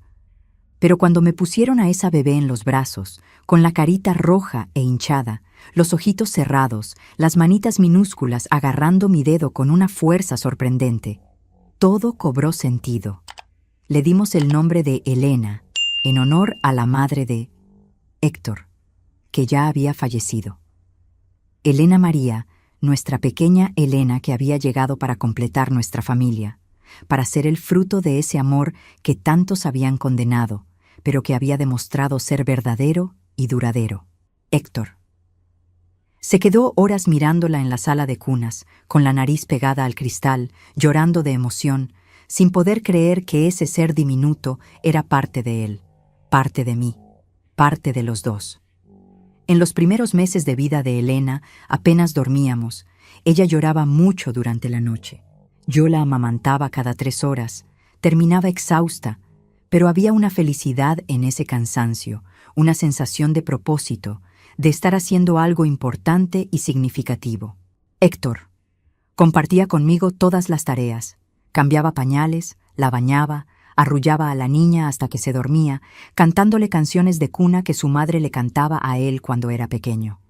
La vida siguió su curso en los años siguientes. Elena crecía sana y feliz. Era una niña alegre, curiosa, llena de energía. Cuando cumplió 2 años, volví a coser más, ahora con clientes fieles que me buscaban regularmente. Héctor consiguió un ascenso en la editorial, empezó a ganar un poco más y pudimos mudarnos a un apartamento más grande, todavía en la Colonia Libertad, pero con 2 cuartos, una sala más espaciosa, una cocina donde cabíamos todos juntos. Las cosas mejoraban poco a poco, despacio, pero mejoraban. Hicimos algunos amigos en el barrio, parejas de nuestra edad que también tenían hijos pequeños, y Elena tenía con quién jugar. Nadie allí sabía toda nuestra historia, solo sabían que Héctor había estudiado en el seminario, pero había desistido antes de ordenarse, una media verdad que era más fácil de explicar y que no generaba tantas preguntas incómodas. Construimos una vida normal, común, sin lujos, pero llena de amor y complicidad. Los domingos íbamos al parque con Elena. La dejábamos jugar en los columpios, mientras nos sentábamos en una banca comiendo palomitas y observándola. Era en esos momentos sencillos donde sentía una paz profunda, una gratitud inmensa por haber tenido el valor de seguir a mi corazón a pesar de todas las dificultades. En 1992, cuando Elena tenía 4 años y estaba a punto de empezar el kinder, recibí una carta de mi madre, Natalia. Era la primera noticia que tenía de ella desde mi partida de Veracruz, casi 7 años antes. Mi madre escribía con letra temblorosa, contando que mi padre, Juan Carlos, había fallecido de un infarto hacía 3 meses, que ahora estaba sola porque mis hermanos se habían ido de casa, 2 se habían casado y 1 se había ido a trabajar al Lila Capital. Pedía disculpas por todo, por las palabras duras, por el silencio que había durado años, por la ausencia con la que se había perdido el nacimiento de su nieta, sus primeros pasos, sus primeras palabras. Decía que estaba enferma, con problemas del corazón, y que quería verme una última vez antes de morir. Quería conocer a su nieta, quería hacer las paces conmigo. Esa carta me destruyó y me reconstruyó al mismo tiempo. Lloré durante días. No sabía si ir, si quedarme, si tenía fuerzas para volver a aquella ciudad que me había causado tanto dolor, si conseguiría perdonar años de rechazo y silencio. Héctor me abrazaba y me decía que la decisión era mía, que él me apoyaría en cualquier elección, pero que el perdón era algo que liberaba más a quien perdona que a quien es perdonado. Decidí ir, llevando a Elena conmigo, dejando a Héctor en Ciudad de México, porque teníamos miedo de cómo reaccionaría la ciudad al verlo de vuelta, el ex sacerdote que había causado el escándalo. El viaje en autobús de vuelta a mi pueblo estuvo cargado de memorias. Cada curva del camino me traía recuerdos. Cada pequeña ciudad por la que pasábamos me acercaba al lugar que un día había sido mi hogar y que luego se había convertido en mi infierno. El pueblo parecía más pequeño de lo que recordaba. O quizás yo era la que había crecido después de vivir en Chiapas. Las calles de tierra batida seguían iguales, las casas sencillas, la iglesia principal en el centro de la plaza. Bajé del autobús sujetando con firmeza la mano de Elena, que miraba todo con curiosidad, y caminé hasta la casa de mi madre, que estaba a 5 cuadras de la terminal. Algunas personas me reconocieron y desviaron la mirada. Otras se detuvieron a observar con curiosidad, pero nadie dijo nada. Toqué a la puerta de aquella casa donde había nacido y crecido con el corazón desbocado, sin saber qué esperar. Mi madre abrió la puerta y casi no la reconocí. Había envejecido décadas en solo 7 años. Estaba delgada, encorvada, con el cabello completamente blanco, el rostro marcado por arrugas profundas. Pero cuando vio a Elena a mi lado, su rostro se iluminó de una forma que hizo que todos los rencores se derritieran en ese instante. «Itzel, hija mía», dijo extendiendo los brazos temblorosos, y yo caí en ellos llorando como una niña. Y ella lloró también, y Elena se asustó sin entender por qué las dos mujeres lloraban tanto. Entramos en la casa, que estaba más vacía de lo que recordaba, con los muebles viejos y gastados, olor a medicina y soledad en el aire. Mi madre preparó café, sacó del armario el pastel que había horneado esperando mi llegada, y nos quedamos horas conversando, contándonos sobre nuestras vidas, llenando los vacíos de 7 años de silencio.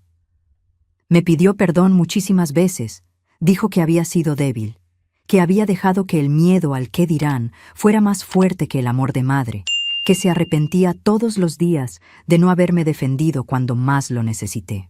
Yo también le pedí perdón por haber causado tanto dolor, por haber sido terca, por haber puesto mi amor por encima de todo. Y entonces Elena, con esa inocencia de niña de 4 años, se subió al regazo de la abuela que acababa de conocer y preguntó: «Abuela, ¿por qué lloras? ¿No estás feliz de vernos?» Y mi madre abrazó a su nieta y respondió: «Lloro de felicidad, mi linda. A veces la gente llora cuando está muy feliz». Me quedé una semana en esa ciudad, hospedada en casa de mi madre, Natalia. Fueron días de sanación, de reconciliación, de rehacer lazos que habían sido cortados. Llevé a mi madre a conocer la casa donde yo había vivido con doña Gabriela. Y descubrí que doña Gabriela había fallecido 2 años antes, de derrame cerebral, durmiendo tranquila en su cama. Esa noticia me partió el corazón. No haberme podido despedir de la mujer que había sido mi salvadora, mi protectora, mi segunda madre en los momentos más difíciles. Visité su tumba en el cementerio de la ciudad. Le llevé flores, conversé con ella en mi mente, le agradecí por todo lo que había hecho por mí. También me encontré a Panchoni por casualidad en la calle. Él estaba casado con una tal Ciudad de México. Tenían 2 hijos, y por primera vez pudimos conversar civilizadamente.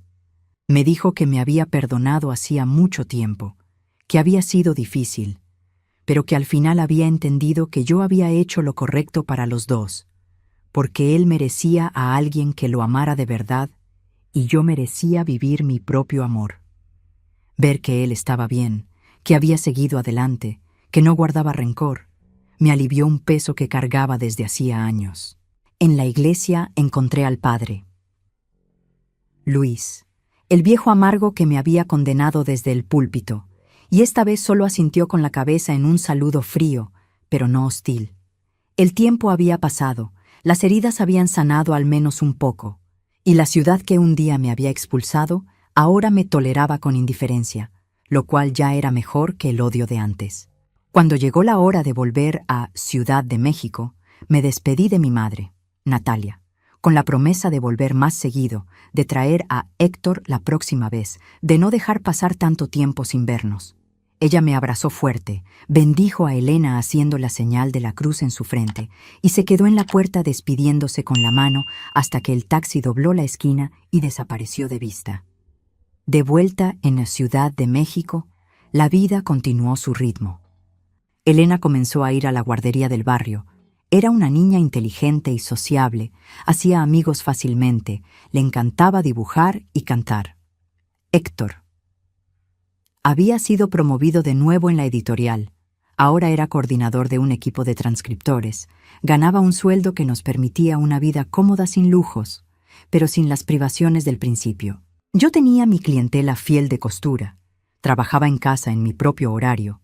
Podía recoger a Elena de la escuela y estar presente en los momentos importantes de su vida. Compramos muebles nuevos para el apartamento, un sillón cómodo, una mesa de comedor de verdad, una televisión a color. Cosas sencillas que para nosotros representaban una conquista, estabilidad, el fruto del trabajo duro y la persistencia. Los fines de semana hacíamos pequeños paseos, íbamos al parque, al cine cuando había alguna película infantil en cartelera, visitábamos amigos. Era una vida común, sin grandes acontecimientos, pero era nuestra vida, construida con amor y esfuerzo, y eso valía más que cualquier riqueza material. Héctor había encontrado paz completa con su decisión de dejar el sacerdocio. Ya no tenía pesadillas, ya no tenía crisis de culpa.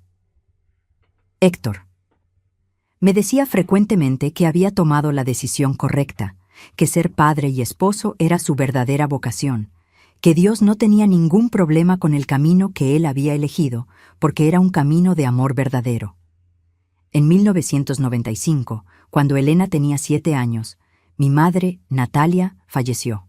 El problema del corazón que había mencionado en la carta se había agravado, y una mañana de junio simplemente no despertó.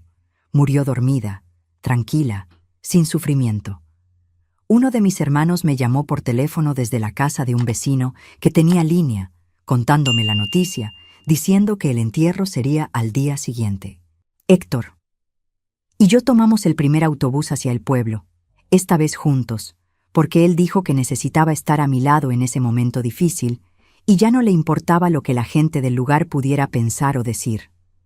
El velorio fue en la casa donde mi madre había vivido toda su vida, con el ataúd sencillo en la sala, velas encendidas, olor a flores mezclado con café. Mis 3 hermanos estaban allí, y nos abrazamos por primera vez en casi 10 años, el luto disolviendo temporalmente los viejos rencores.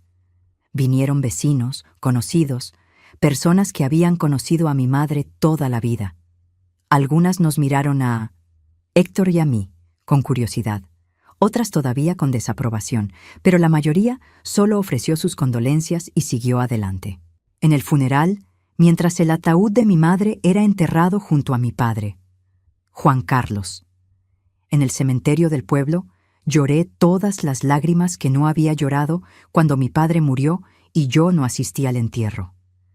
Lloré por la reconciliación que tuvimos y que fue demasiado corta, por los años que perdimos a causa del orgullo y el miedo, por la madre que finalmente me había aceptado, pero que ahora se iba para siempre. Héctor me sostuvo la mano durante todo el entierro, dándome la fuerza que necesitaba para mantenerme en pie cuando mis piernas querían flaquear. Después del entierro, mis hermanas me invitaron a almorzar a la casa que había sido de nuestros padres. Y por primera vez en una década toda la familia estaba reunida, comiendo juntos, conversando, recordando historias de la infancia, riendo entre las lágrimas. Mi hermana, Victoria, La mayor me pidió disculpas por haberme abandonado cuando más la necesitaba. Dijo que había sido joven e ingenua, que había dejado que la presión social hablara más fuerte que el amor de hermana.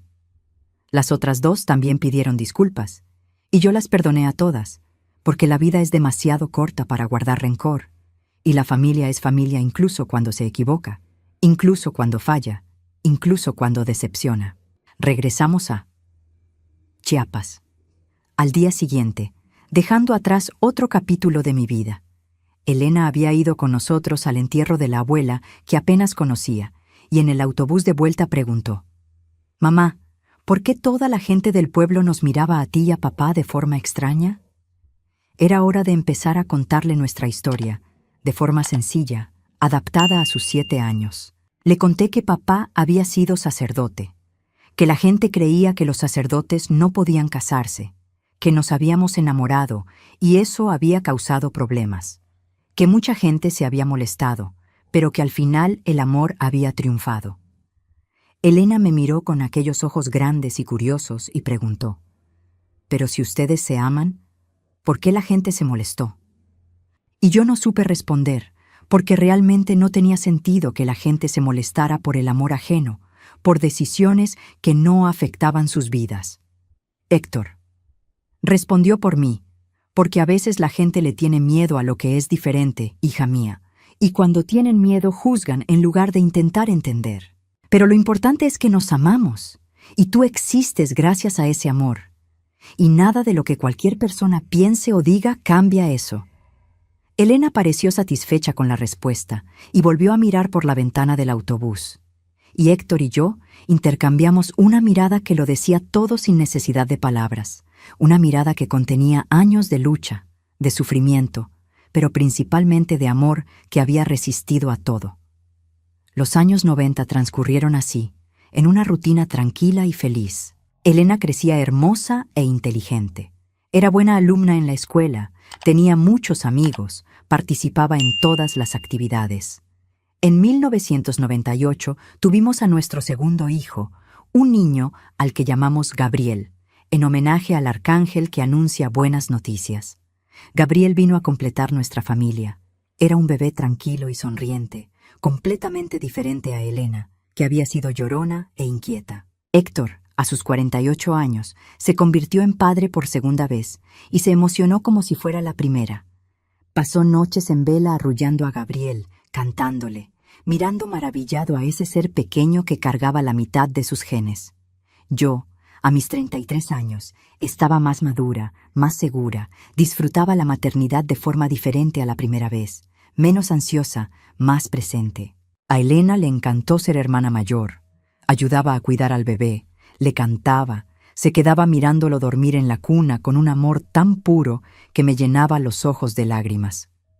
Nuestra familia estaba completa, 4 personas unidas por lazos de sangre, pero principalmente por lazos de amor, viviendo en una ciudad que nos había acogido sin hacer preguntas, construyendo recuerdos felices después de tanto sufrimiento al principio. Nos mudamos a una casa alquilada, pequeña pero con un patio donde los niños podían jugar, con 3 recámaras, una cocina grande donde cabíamos todos. Yo monté un rincón de costura en una de las recámaras, con mi máquina, mis telas, mis hilos, mi espacio de trabajo. Héctor continuaba en la editorial, ahora como gerente, ganando lo suficiente para mantener a la familia con cierta comodidad. No éramos ricos, ni de cerca, pero teníamos lo suficiente, teníamos amor, teníamos salud, nos teníamos el uno al otro, y eso era todo lo que importaba. El cambio de milenio llegó con toda esa paranoia del error del año 2000, el bug del milenio. Computadoras que iban a fallar, aviones que se iban a caer, el fin del mundo según algunos. Nada de eso pasó, claro, y entramos al año 2000 con esperanza renovada, con la sensación de un nuevo comienzo. Elena tenía 12 años, entrando a la adolescencia. Gabriel tenía 2 años, aprendiendo a decir frases completas. Héctor tenía 50 años, algunas canas ya asomándose en su cabello castaño, arrugas alrededor de los ojos de tanto sonreír, un cuerpo que empezaba a mostrar señales de la edad, pero un alma joven y apasionada. Yo tenía 35 años, Todavía me sentía joven, con energía para cuidar a los niños, trabajar en la costura, cuidar la casa y aún tener tiempo para Héctor, para conversaciones por la noche cuando los niños dormían, para planes de futuro, para soñar con el día en que los hijos crecieran y pudiéramos viajar, conocer lugares nuevos, hacer todo lo que no habíamos hecho de jóvenes, porque estábamos ocupados sobreviviendo. Celebramos 13 años de casados en febrero del 2000, con una cena sencilla en casa, los niños ya dormidos, solo nosotros dos en la mesa con una vela encendida y vino barato. Héctor tomó mi mano sobre la mesa y dijo: «Itzel, yo lo haría todo de nuevo, todas las decisiones difíciles, todo el sufrimiento, toda la lucha, si supiera que llegaría hasta aquí contigo». Y yo le respondí que también lo haría, que él había valido cada lágrima, cada juicio, cada dificultad, que nuestro amor había demostrado ser más fuerte que cualquier obstáculo que el mundo nos hubiera puesto en el camino. En 2003, cuando Elena tenía 15 años y Gabriel 5, Héctor fue diagnosticado con diabetes.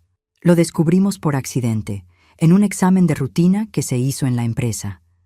Los niveles de glucosa estaban altísimos, y el doctor estaba preocupado por cómo era posible que aún no hubiera sentido síntomas graves. Empezó un tratamiento con medicación, dieta rigurosa, ejercicio regular. Fue un gran susto, un recordatorio de que no somos inmortales, de que la vida puede cambiar en un instante y de que necesitamos aprovechar cada momento que tenemos juntos. Pero Héctor tomó el diagnóstico con serenidad.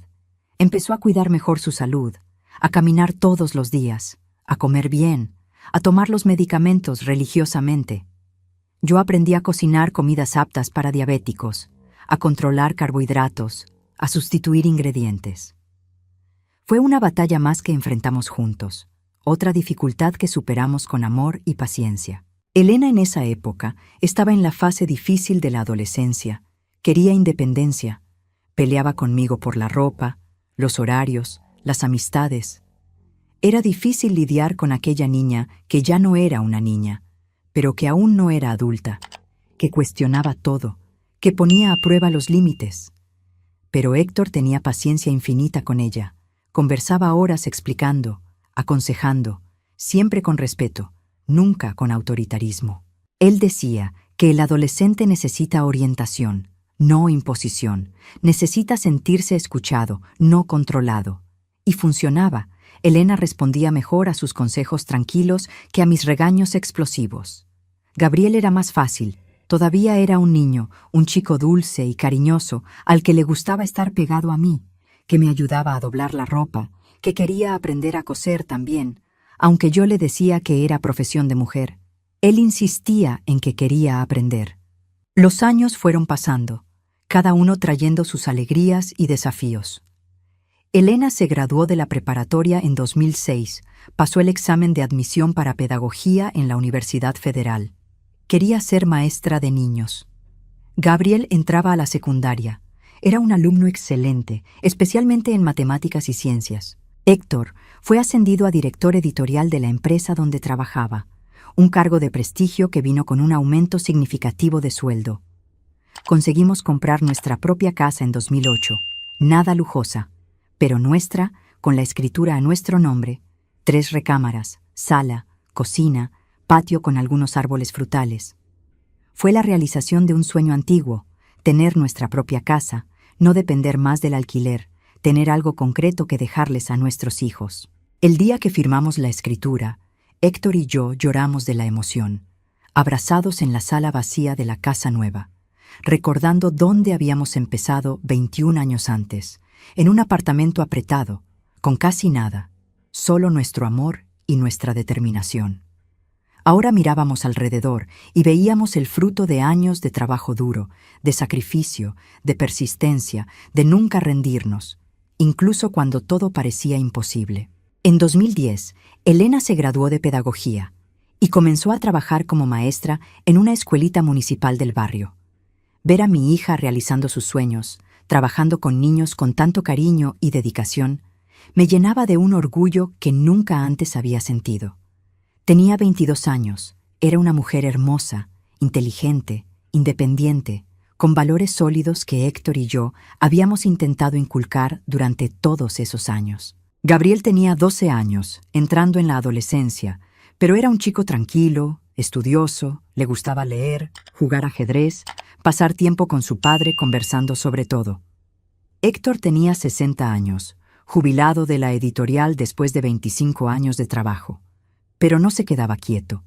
Había comenzado a dar clases de literatura en un curso comunitario de preparación para la universidad. Decía que quería devolver a la sociedad un poco de lo que había recibido. Yo continuaba con mi costura, ahora más por placer que por necesidad. Tenía clientas antiguas que eran mis amigas.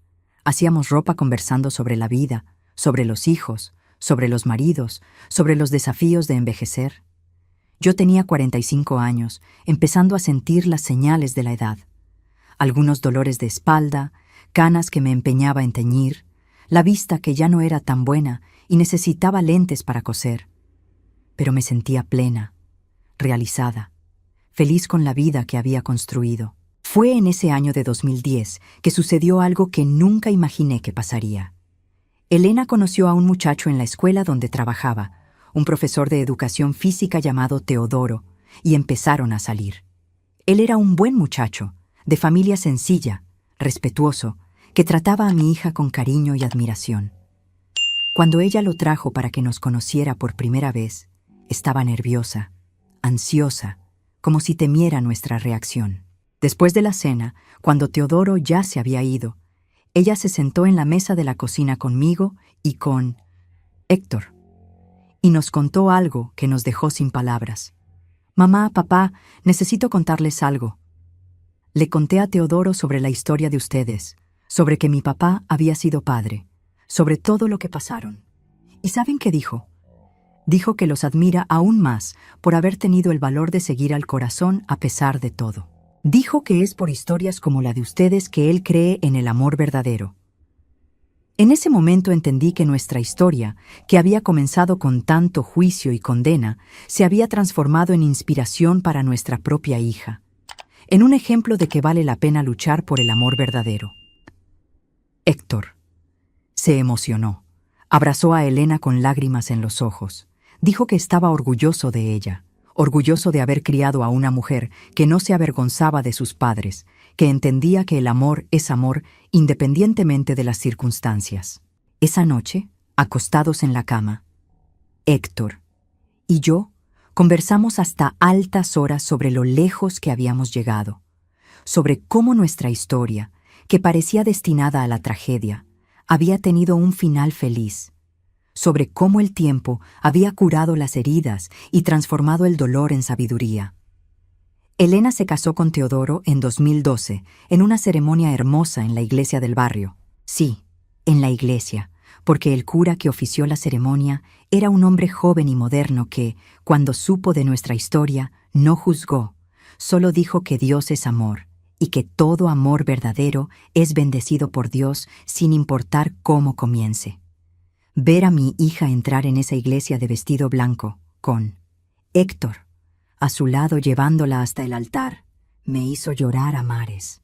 Pensé en todo lo que habíamos pasado para llegar hasta allí, en las dificultades, en los juicios, en el dolor, pero principalmente en el amor que lo había superado todo. Después de la ceremonia, hubo una fiesta sencilla pero alegre, con amigos, vecinos, compañeros de trabajo, todos celebrando ese amor joven y puro. Héctor dio un discurso emotivo. Dijo que veía en Elena y en Teodoro el mismo amor verdadero que él había vivido con su esposa. Les deseó toda la felicidad del mundo. Les pidió que siempre lucharan el uno por el otro, incluso cuando las cosas se pusieran difíciles. Yo también hablé, entre lágrimas, le dije a mi hija que ella había sido la mayor bendición de mi vida, que había valido cada sacrificio, cada dificultad, cada lágrima, y que deseaba que fuera tan feliz en su matrimonio como yo lo había sido. Gabriel se graduó de la preparatoria en 2015 con honores. Pasó en primer lugar el examen de ingreso a ingeniería en la Universidad Federal. Tenía 17 años, un muchacho alto, delgado, tímido pero brillante, con un futuro prometedor por delante. Elena ya había dado a luz a nuestro primer nieto en 2014, un niño hermoso al que llamaron Miguel, y yo me convertí en abuela a los 49 años. Sostener a ese bebé en mis brazos fue revivir todo lo que había sentido cuando Elena nació, pero ahora con la sabiduría y la tranquilidad de la edad. Héctor, a los 65 años, era un abuelo apasionado. Pasaba horas jugando con Miguel, haciendo muecas, cantando canciones tontas, completamente derretido por ese pequeño ser que representaba la continuación de nuestra familia, de nuestra historia de amor que ahora entraba en la tercera generación. Ver a Héctor con su nieto me hacía pensar en todo lo que él había abdicado cuando decidió dejar el sacerdocio, y en lo acertada que había sido esa decisión, cómo Dios había recompensado su valentía con una familia hermosa, con amor verdadero, con la posibilidad de ser padre y ahora abuelo, cosas que nunca habría experimentado si se hubiera quedado como padre. Los años siguientes fueron tranquilos, felices, llenos de pequeñas alegrías cotidianas. Gabriel destacaba en la Facultad de Ingeniería, había conseguido una beca de iniciación científica y hablaba de hacer una maestría después de graduarse. Elena había dado a luz a otra hija en 2017, una niña a la que llamaron Sofía, y nuestra familia crecía, se expandía, echaba raíces profundas. Héctor tenía 67 años, y la diabetes estaba controlada con medicación y cuidados, pero empezaba a sentir más cansancio, más dolores. Los años finalmente le estaban pasando factura. Yo tenía 52 años, también sintiendo el peso de la edad, pero seguía fuerte, todavía trabajando en la costura, todavía cuidando la casa, siendo aún la columna vertebral de la familia. Los domingos toda la familia se reunía en nuestra casa. Elena con Teodoro y los dos niños, Gabriel que vivía en una residencia de estudiantes, pero venía a almorzar siempre, y la casa se llenaba de vida, de risas, de ruido de niños, de conversaciones simultáneas. Esos eran los momentos que más amaba, verlos a todos juntos, ver el fruto de todo lo que Héctor y yo habíamos construido. Ver que nuestra historia de amor había generado no solo 2 hijos, sino toda una familia unida y feliz. En 2019, recibimos una noticia que nos tomó por sorpresa. El obispo actual de la diócesis, un hombre llamado Raúl, que curiosamente tenía el mismo nombre que el antiguo sacerdote que había ayudado a Héctor en su juventud, aunque no tenían ninguna relación, nos buscó a través de la parroquia de nuestro barrio en Ciudad de México. Quería hablar con nosotros sobre nuestra historia. Dijo que estaba realizando un estudio sobre sacerdotes que habían dejado el sacerdocio y quería entender mejor las razones, las consecuencias y la vida posterior. Héctor se mostró reticente al principio. No quería remover el pasado, pero el obispo le aseguró que no había juicio, solo interés en comprender para mejorar el acompañamiento de seminaristas y sacerdotes que tuvieran dudas sobre su vocación. Nos reunimos con él una tarde de sábado en la casa parroquial del barrio. Don Raúl era un hombre de unos 50 años, moderno, de mente abierta, que nos escuchó durante horas sin interrumpir, sin juzgar, solo haciendo preguntas puntuales para entender mejor. Héctor contó toda su historia, desde la infancia difícil, la entrada al seminario huyendo del dolor, los años de sacerdocio donde siempre tuvo dudas, pero nunca tuvo el valor de admitirlas, hasta conocerme a mí y finalmente entender que su camino era otro.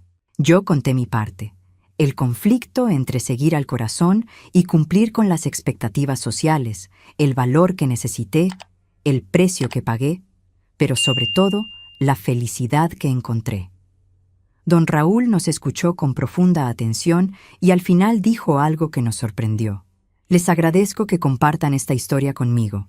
Es importante para que la Iglesia entienda que la vocación es algo complejo, que no siempre el camino que iniciamos es el camino que debemos seguir, y que Dios respeta nuestras elecciones cuando se hacen con sinceridad y amor. Ustedes no le fallaron a Dios, simplemente encontraron una forma diferente de servir al amor, que es la esencia de Dios. Aquellas palabras del obispo fueron como un bálsamo en viejas heridas, que aún dolían un poco. Escuchar a un representante oficial de la Iglesia decir que no habíamos fallado, que no éramos pecadores, que nuestro amor era válido y bendecido, trajo una paz que yo ni siquiera sabía que todavía necesitaba. Héctor. Lloró en aquel encuentro, lloró lágrimas de alivio, de perdón, de aceptación. Después de ese día se sintió más ligero, más en paz, como si un peso que había cargado durante 34 años finalmente le hubiera sido quitado de los hombros. Regresamos a casa abrazados, agradecidos por aquel encuentro inesperado que había traído sanación a partes de nosotros que ni siquiera sabíamos que aún estaban heridas. Aquella noche, sentados en el sofá de nuestra sala, con fotos de los hijos y nietos esparcidas por las paredes, nos miramos y no necesitamos decir nada. Nuestros ojos lo decían todo. Valió la pena. Cada segundo de dolor valió la pena. Cada lágrima derramada valió la pena. Cada juicio soportado valió la pena, porque nos trajo hasta aquí, hasta este momento de paz y plenitud. Ahora en 2025, yo tengo 59 años cumplidos este año. Héctor, 75. Él está más lento, más cansado, la diabetes y la edad cobrando su precio, pero sigue lúcido, sigue amoroso, sigue siendo mi compañero de todas las horas. Tenemos 2 hijos maravillosos, 2 nietos preciosos, y acabamos de saber que Elena está embarazada de su tercer hijo. Gabriel se graduó de ingeniería con honores, consiguió un empleo excelente en una empresa grande. Está prometido con una chica dulce llamada Amelia, a la que ya consideramos parte de la familia. Nuestra casa está pagada. Tenemos una jubilación modesta pero suficiente. Tenemos salud dentro de lo posible para nuestra edad. Y principalmente nos tenemos el uno al otro. 40 años después de aquella primera mirada en la sacristía, 38 años después de casarnos, todavía nos amamos con la misma intensidad. Quizás incluso más porque ahora tenemos toda una vida compartida, todos los recuerdos construidos juntos, todos los desafíos superados lado a lado. Cuando miro hacia atrás, a aquella muchacha de 20 años que estaba a punto de casarse sin amor, a aquel padre de 35 años que vivía una vida que no era verdaderamente suya, no fue fácil, para nada. Perdimos familia, perdimos amigos, perdimos el respeto de una ciudad entera, perdimos la seguridad de vidas ya establecidas, pero ganamos mucho más. Ganamos un amor verdadero, profundo, que resistió todas las tormentas. Ganamos una familia hermosa, hijos criados con amor y valores sólidos. Ganamos respeto propio por haber tenido el valor de ser auténticos. Ganamos paz mental por haber seguido nuestros corazones. Y al final, 40 años después, ganamos incluso el reconocimiento de la Iglesia a través de aquel obispo que nos dijo que no le habíamos fallado a Dios. Si pudiera volver en el tiempo y hacer todo diferente, tomaría las mismas decisiones. Me casaría con Héctor de nuevo, enfrentaría todos los juicios de nuevo, perdería todo lo que perdí de nuevo, porque todo eso me trajo hasta la vida que tengo hoy. Una vida simple, sin lujos, pero llena de amor, de familia, de propósito. ¿Cuántas mujeres viven vidas enteras en matrimonios sin amor, fingiendo felicidad, muriendo un poco por dentro todos los días? ¿Cuántos padres viven atormentados por dudas sobre su vocación, pero no tienen el valor de admitirlo? Héctor y yo tuvimos el valor, y eso hizo toda la diferencia. Nuestra historia no es perfecta. Tiene dolor, tiene errores, tiene consecuencias que nunca fueron totalmente resueltas. Pero es nuestra historia, verdadera, auténtica, y valió cada lágrima. Para ustedes que me están escuchando, que llegaron hasta el final de esta larga historia, quiero dejarles un mensaje. No tengan miedo de seguir a sus corazones. Sí, habrá consecuencias. Sí, habrá dificultades. Sí, habrá juicios. Pero vivir una vida entera fingiendo, mintiéndose a uno mismo, sofocando a quien realmente eres, esa sí es la verdadera tragedia. El amor verdadero, ese que hace que tu corazón lata más rápido, que te impulsa a ser una mejor persona, que te da fuerzas en los días difíciles, ese amor vale cualquier sacrificio. Y al final, cuando seas viejo como yo, mirando en retrospectiva la vida que viviste, no te arrepentirás de los riesgos que tomaste por amor, solo te arrepentirás de los riesgos que no te atreviste a tomar. Me llamo Itzel, tengo 59 años, y me enamoré de un padre hace 40 años. Confesé ese amor en el confesionario esperando la condena, y lo que recibí fue la confesión de que él también me amaba. Dejamos todo atrás. Enfrentamos al mundo entero. Construimos una vida nueva desde cero. Y 40 años después, puedo decir con absoluta certeza, fue la mejor decisión que he tomado en mi vida. El amor verdadero existe, mis queridos, existe y vale la pena luchar por él. No permitan que nadie los convenza de lo contrario. No dejen que el miedo, la opinión de los demás, las convenciones sociales, maten el amor que existe en sus corazones. Porque al final, cuando todo pase, cuando los juicios se callen, cuando las dificultades se superen, lo que queda es el amor. Y el amor verdadero, es lo único que realmente importa en esta vida. Si esta historia los ha conmovido de alguna manera, si se identificaron con alguna parte de ella, dejen su comentario aquí abajo. Díganme desde dónde están viendo. Quiero saber a cuántos corazones llegó esta historia. Y si conocen a alguien que esté pasando por algo similar, que tenga miedo de seguir a su corazón, compartan esta historia con esa persona. A veces, todo lo que necesitamos es saber que no estamos solos, que otros ya han pasado por esto y han sobrevivido, que sí es posible ser feliz incluso cuando todo parece imposible. Muchas gracias por haberme escuchado hasta el final, por haber caminado conmigo a través de esta larga jornada de mis recuerdos. Que Dios los bendiga a todos y que tengan el valor de vivir sus propios amores verdaderos, sin importar cuáles sean los obstáculos. Un beso en el corazón de cada uno y hasta la próxima historia.